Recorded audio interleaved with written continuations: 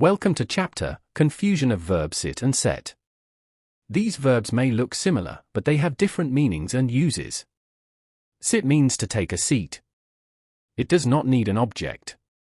For example, please sit on the chair. Set means to place or put something somewhere. It needs an object, something you are setting down. For example, she set the vase on the table. So remember, sit means rest or be seated, no object. Set means place something, needs an object. Sit means to be seated or to take a seat. It does not need an object. Look at these examples. I sit near the window. He sat quietly.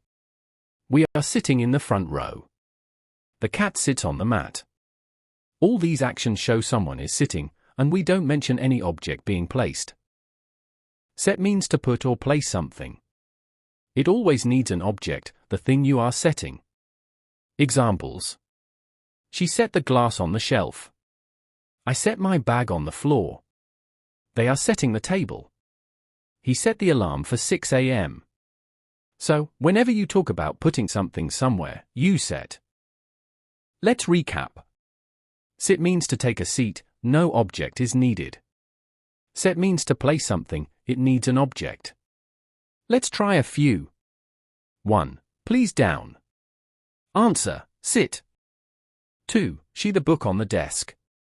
Answer, set. 3. The dog on the rug. Answer, sat. 4. We our plates on the table. Answer, set. Great work. Now you know how to use sit and set correctly. Prepared by K. Rajendra Prasad.